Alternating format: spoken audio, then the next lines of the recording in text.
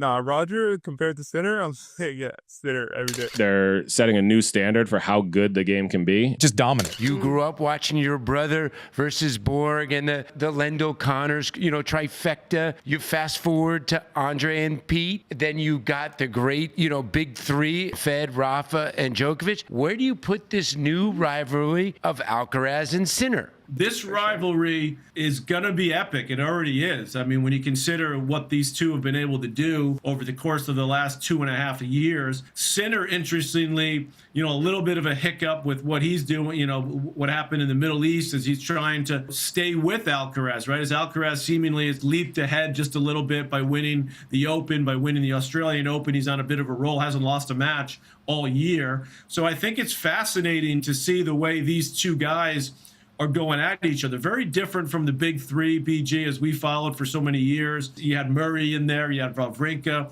I keep waiting and actually hoping that someone else will join the party, whether it's a Ben Shelton, Fonseca, he's not quite ready yet. Menchik, with the big win over Sinner last week, could it be someone like that? So, and there may very well be a 16 or 17-year-old that we don't know much about yet that could join this party within a couple of years, because it's great for tennis.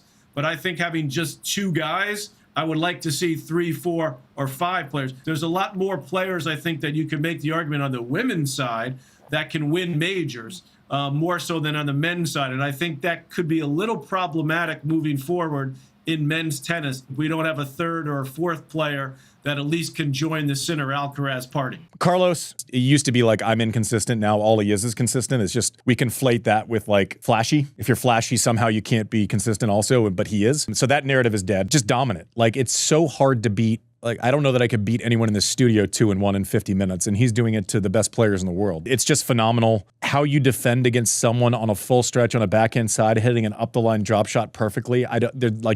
You can't really solve for that. You have to cover so many different pockets of earth and space and court with Carlos. His serve is much better than it was 2 years ago. His backhand consistency is much better than it was 2 years ago. His ability to basically be able to get in, even off of, if you hit a heavy ball to him, he's still able to get in off of it, which has to be depressing. If he's in full flight, unless you're someone like Jannik who can just beat him to the punch sometimes, I don't know what to do. You hope there's a certain element, and I used to feel it when I was playing the superheroes. It's a really intimidating prospect to think that I have to execute almost perfectly, and I need them to be off by 10 or 15%. And I think that's where Carlos is now. Remember about 60 days ago when the salon was worried about this coaching change and there was a lot of chaos, and Carlos had he'd lost in the World Tour Finals to Sinner, and Sinner was going to try and win a third straight Australia. Alcaraz has not lost a match this year. He looks as good as ever. Sinner has not won a tournament.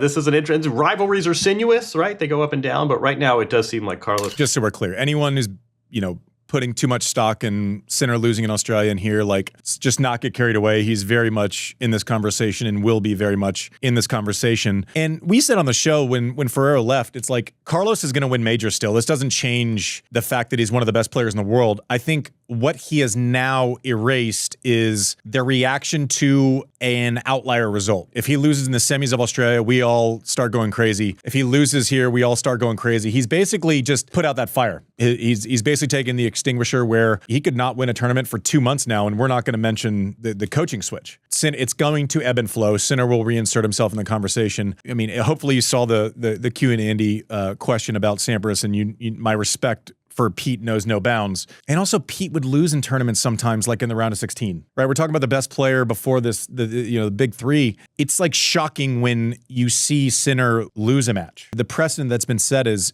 kind of crazy to where, he loses to a good player and we're like, what is going on with Jannik? He's lost to 2 really good players this year. It's just at some point in sports, the not fun part of it is you become a victim of your own shadow, of which Sinner has created a massive shadow by his successes. But Carlos is just like, you can't take your eyes off of him. I can only imagine how depressing it is. Like, the goal as a player, if you're playing someone who is better than you and is playing better than you, is to make them beat you a different way, right? Like, this might not work, but I'm going to make someone hit 47 passing shots today, and then I'm going to try to extend the rally. You lose differently. And when he has you covered on every adjustment instantly, you can't find any space, and that has to be depressing for the rest of the tour. I mean, I do think Alcaraz and Sinner have set the bar so high, and they are the new two. They're setting a new standard for how good the game can be. be. I think I would have been just as frustrated as I was losing to Roger all the time, that I would have been coming up against Sinner and Alcaraz and getting frustrated that they have that extra gear. It's always just fun to kind of talk and joke about it, but I always also want to give credit to the players now that how much better they've gotten and how much better the game's gotten. Guys, very modest. You know, when I played Grand Slams and I was in my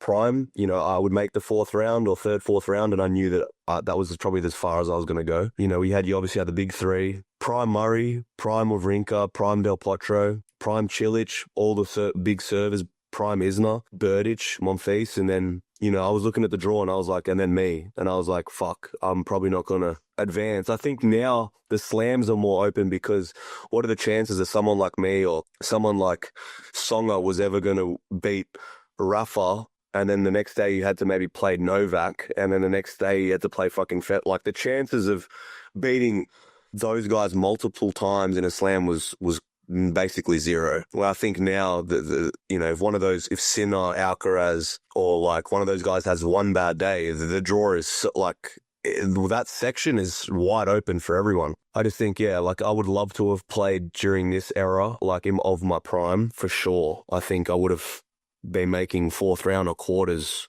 pretty easy, to be honest. When you saw Federer, Novak, or Nadal in your quarter, it was or like third or fourth round, it was like, how do you want to go home? Basically, that's how good they were. It was like, how do you want to lose? Basically, they were the three of the greatest of all time. Like they were competing against each other. They didn't even look at anyone else. They were just like, yeah. For me, I was like, fuck yes, I'm losing to Federer this week, or yeah, I'm losing to Novak this week. Oh well, not Novak, but Nadal, you know. But Nah, Roger compared to Sinner, I'm saying yeah, Sinner every day. In my experience, like Carlos or these guys, when they play really good, they play probably at a similar level, you know, than what these guys were playing. The game is, by fact, it's quicker. Is it better? Are the guys better tactically, have more tools? I don't know. Because, like, these guys, what they became masters at is, like, finding ways to win at, like, any cost. And that's what made them so consistent. We all know how good Carlos and Sinner can play. But these guys were beating everybody regardless. I mean, if they played really well, it was over. But even on days when they weren't playing that good, I think Rafa, Novak had the ability to find ways to win that we haven't seen. I don't know. That takes years. That takes many tools. That takes, you know, you need to be smart tactically. So over time, we'll see. It's too early to say. And for guys like me and others, I mean, yeah, obviously, we don't want that to happen. If I was them, like if I was in their position, other guys wouldn't want it to happen either. Like that's a competition. That's how it goes. Like now we're, like you said, we're at the beginning of their dominance, you know, in terms of Grand Slams and everything else, really.